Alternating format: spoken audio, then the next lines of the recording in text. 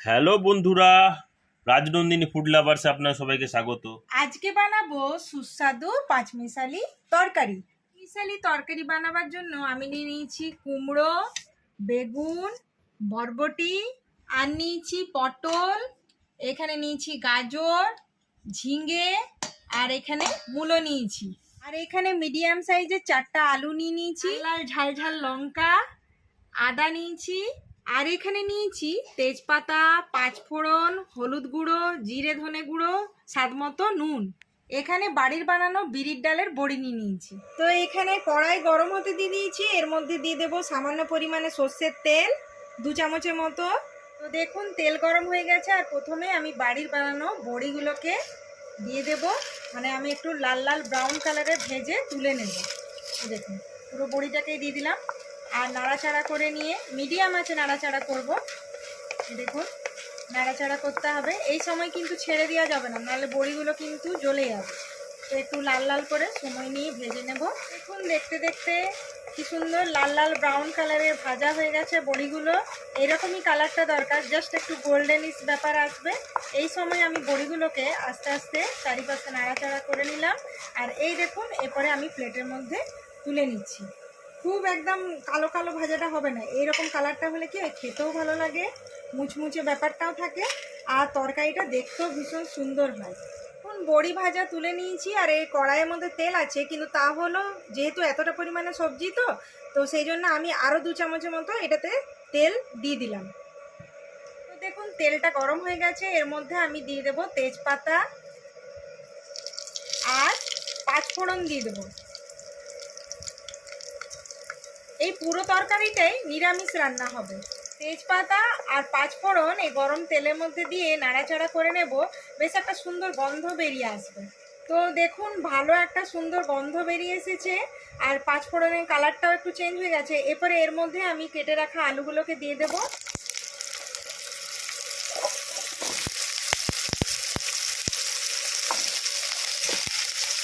আলুগুলোকে ভালো করে এই তেলের মধ্যে নাড়াচাড়া করে নেব। বেশ একটু লালচে লালচে কালারটা ধরে না আলুর মধ্যে, আলুর গায়ে, তো সেই রকম কালারটা ধরবে, অতক্ষণ পর্যন্ত আমি একটু ভেজে নেব। তো চলুন, এটা আমি যেহেতু পাঁচমিশালি রান্নাটা হচ্ছে, তো সব রকম সবজি দিয়ে, অনেক রকম সবজি দিয়ে, ওই জন্য আমি একটু ঢাকা দিয়ে দিয়ে রান্না করব।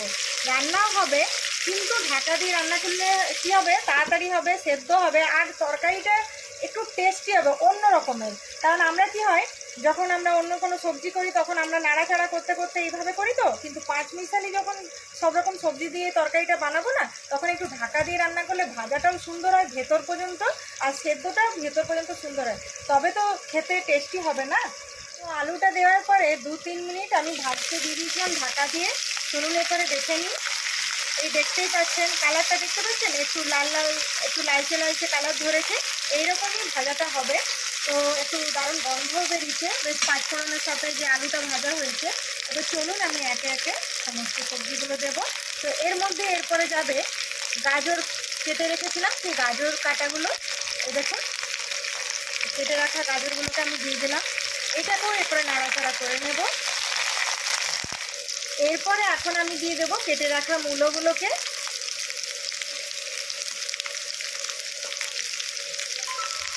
এখন আমি দেব কেটে রাখা কুমড়ো। এই সমস্ত কাটিংগুলো রাজনন্দিনী বাবাই কাটিংটা করেছে, কারণ আপনারা সবাই জানেন যে কাটিং হচ্ছে আমি ফাঁকিবার, কিন্তু রাজনন্দিনী বাবা এই এতগুলো সবজি কেটে রেখেছিল। তো আমারও রান্না করতে ভীষণ সুবিধা হয়, খুব হেল্প করে, আমার ভীষণ ভালোও লাগে। দেখতেই পাচ্ছেন গরম তেলের মধ্যে পাঁচফোড়ন তেজপাতার সাথে আলু, কুমড়ো, মূলা, তারপরে গাজর, কেটে রাখা সমস্ত আমি সব সবজিগুলোকে দিয়ে দিয়েছি, আর ভালো করে আমি নাড়াচাড়া করেছি, সব মিলে একটা দারুণ গন্ধ বেরিয়ে এসছে। এরপরে এর মধ্যে আমি দিয়ে দেবো, যেহেতু এটা একটু দেখুন শক্ত শক্ত হার্ড সবজি, তো এর মধ্যে আমি এখনই দিয়ে দেবো স্বাদ মতো নুন। তো এই নুনটা দিলে কি হয়, এই সময় এই ভাজার সময় নুনটা দিলে কি হবে যে এইটা ভাজাও হতে থাকবে, আর ভেতর থেকে ভালো করে সেদ্ধও হয়ে যাবে। তো চলুন এইভাবে নাড়াচাড়া করে দিলাম, আর আবারও 2-3 মিনিটের জন্য আমি একটু ঢাকা দিয়ে দেবো। তো আবারও 2-3 মিনিট হয়ে গেছে, চলুন দেখে নিই। তো দারুণ একটা করে গন্ধ বেরোচ্ছে, মানে সমস্ত সবজি দিয়ে ভাজা হচ্ছে, তো খুব সুন্দর সুন্দর গন্ধ বেরোচ্ছে। এই পাঁচমিশালি যে তরকারিটা অবশ্যই বাড়িতে বানাবেন, ভীষণ ভালো লাগবে। এত রকম সবজি আছে, যথেষ্ট হেলদি তরকারি, প্লাস কি হয়েছে যে এটা খুব খেতে টেস্টি হয়। আর নিরামিষ রান্নাটা, তো নিরামিষ কি হয় ভোগের সময়তেও দেখবেন এই তরকারিগুলো দিলে কি হয় যে আবারও নেব, আরেকটু নেব, তরকারিটা খেতে ইচ্ছে করে না। তো বাড়িতে অবশ্যই বানাবেন। আর রাজনন্দিনী ফুড লাভার্সে যেভাবে ভালোবাসা দিয়ে যাচ্ছেন এইভাবে ভালোবাসা দেবেন। তো দেখতেই পাচ্ছেন, দেখতে দেখতে দেখুন সমস্ত সবজিগুলো হালকা হালকা একটু লালচে লালচে কালার ধরেছে। এই সময় আমি দিয়ে দেব এই দেখুন কেটে রাখা পটল, আর দেব ঝিঙে। তো ঝিঙেগুলো বেশ দেখতে সুন্দর লাগছে।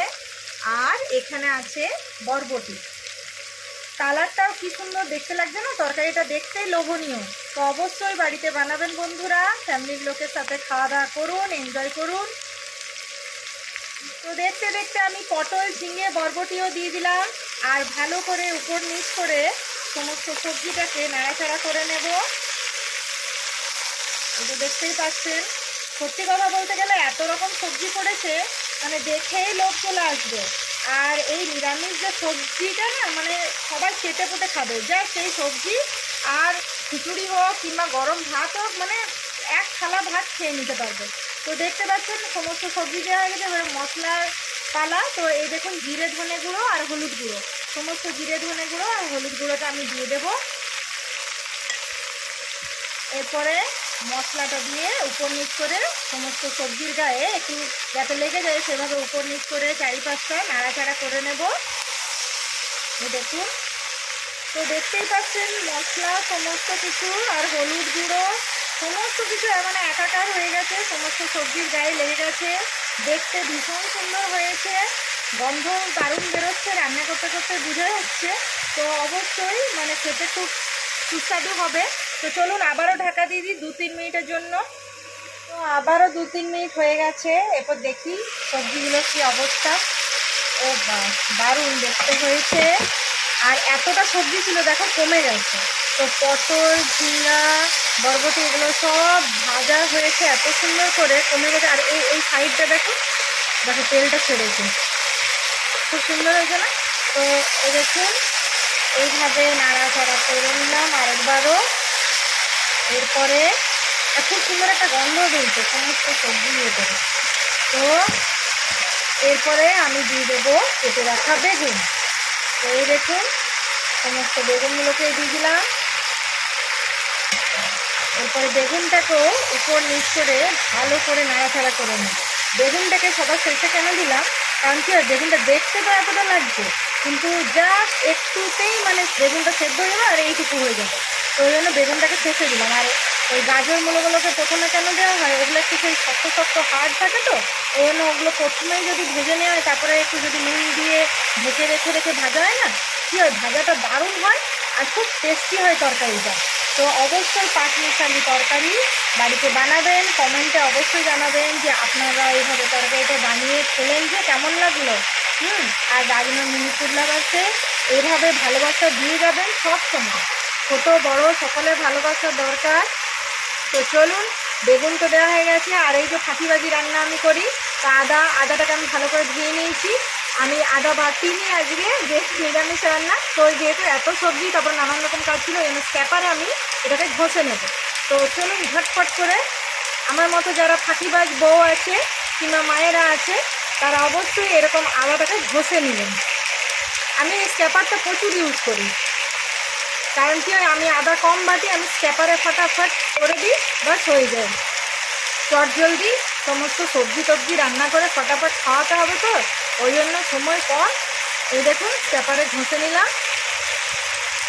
আদা। তো দেখুন আদাটাকে স্ক্যাপারে ঘষা হয়ে গেল, এপাশ ওপাশ পুরো একদম কেচে পুছে দিয়েও দিলাম।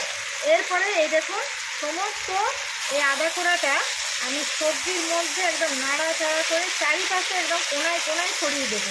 তাহলে কী হবে, আদার গন্ধটা এই তরকারির মধ্যে দারুণভাবে ছড়িয়ে যাবে। তো আদাটাকেও সবার শেষে কেন দিলাম, কারণ আদা যদি আগে দিয়ে দেন না, ওই সবজিটা মজা পাবেন না, ওই গন্ধটাই উঠবে না, ওই টেস্টটাই বেরোবে না। তো ওই জন্য আদাটা সবার শেষে দিবেন বন্ধুরা। তো দেখবেন এইভাবে এই পদ্ধতিতে অবশ্যই অবশ্যই বারবার বলছি এই পাঁচমিশালি তরকারি বানিয়ে খাওয়ান, বাড়ির লোকেরা অবশ্যই বলবে যে দারুণ হয়েছে টেস্টটা, আর একটু দাও। তো অবশ্যই অবশ্যই কমেন্টে জানাবেন যে কেমন হলো আপনারা মানে এইভাবে যে বানাচ্ছেন তরকারিটা, তো আপনাদের বাড়িতে কেমন হলো এই তরকারি। তো দেখতেই পাচ্ছেন সব সবজি ভাজা হয়ে একদম এইটুকু হয়ে গেছে, মানে এক কড়াইয়ের উপরে উঠেছিল সবজি, সেটা ভাজা ভালো করে হয়ে গেছে, চেহারাটা দেখা বোঝা যাচ্ছে। এরপরে চলুন এর মধ্যে আমি জল দিয়ে দেবো। তো জলটা এমনভাবে দেবো যেন সমস্ত সবজি ডুবে যায়, মানে এইভাবে একদম ডুবো ডুবো হয়ে যায়। কেন না এই সবজিগুলো পুরো তেলে একদম মানে ভাজা হয়ে আছে, তো মানে যেরকম রাগ হয় আর কি। তো রাগ হলে কেমন হয়, ফট করে কিছু পেলে কি হয়, ফট করে গলে যায়। সেরকম এই গরমের মধ্যে ভাজা সবজি আছে, এরপরে জল যে দিলাম না, এই জল আর দেখতে পাবেন না, এরা ফটাফট টেনে নিবে। আর এটাকে টকবক করে ফুটতে দেব, তো দেখবেন একটা মাখা মাখা ব্যাপার হয়ে আসবে। তো চলুন ততক্ষণ পর্যন্ত অপেক্ষা করি। তো ভর্তি ভর্তি আমি এক কড়াই জল দিয়ে দিয়েছি। তো দেখুন এখানে ঢাকা দিয়ে দিয়েছি, আর 7 থেকে 10 মিনিটের মতো টাইম লাগতে পারে। তো চলুন একবারে টকবক করে ফুটুক, আর জলটা জাস্ট টেনে নিবে, আর একটু মাখা মাখা ব্যাপারটা হবে। ততক্ষণ পর্যন্ত চলুন আমরা অপেক্ষা করি। তো দেখুন দেখতে দেখতে 10 মিনিট হয়ে গেছে। এরপরে তরকারিটার কীরকম অবস্থা আমি দেখে নিই। দেখুন দারুণ একটা গন্ধ আসছে, সত্যি দারুণ গন্ধ হয়ে গেছে মনে রান্না বলো। রান্নাটা হ্যাঁ হয়ে গেছে, এই তো জলটাও কমে গেছে। আর এই দেখুন সবজিগুলো একদম মাখা মিশে মাখা গেছে। ব্যাপারটা হয়েছে, মিশে গেছে, একদম সেদ্ধ হয়ে গেছে। এই যে দেখুন একদম সেদ্ধ হয়ে গেছে, দেখেই বোঝা যাচ্ছে। আর খুব সুন্দর গন্ধ বেরিয়েছে, পাঁচমিশালি এত রকম সবজি, তারপরে জিরে ধনে গুঁড়ো আর এই পাঁচফোড়ন আর এইদিকে আদা, মানে মিলেমিশে একাকার হয়ে গেছে। মানে চেটে ফুটে এই তরকারি খেতে হবে, কিছু বলার নেই, মানে অন্য আর কিছুই লাগবে না। দেখবেন গরম গরম তাহলে আমার ভাতের সঙ্গে দিয়ে দাও। হ্যাঁ দিচ্ছি, এটা ভাতের সঙ্গে খিচুড়ির সঙ্গে সবাতেই যায়। দেখবেন খিচুড়ি ভোগের পাশেও মানে এরকম তরকারিটা দেয় না, তা আমরা তাকাতে থাকি যে আরেকবার পেলে ভালো হতো। তো ওই রকমই তরকারিটার টেস্ট হবে, তো ভীষণ ভালো লাগবে, খেয়ে দেখুন। আর অবশ্যই অবশ্যই রাজনন্দিনী ফুড লাভার্সে কমেন্টে জানাবেন যে কেমন হলো। তো এর মধ্যে আমি দিয়ে দেবো গোটা কাঁচা লঙ্কা, লাল লাল, দেখতেও দারুণ হয়েছে। আপনারা সবাই জানেন যে আমার ছোটো বাচ্চারা খাই বলে আমি লঙ্কাটাকে সবসময় আমি পরে দিই। এরপরে আমি এটাকে বন্ধ করে দেব ইন্ডাকশানটাকে। আর এর মধ্যে আমি দিয়ে দেব এই ভেজে রাখা, মানে বাড়ির বানানো ভেজে রাখা, এই দেখুন বিরির ডালের বড়ি।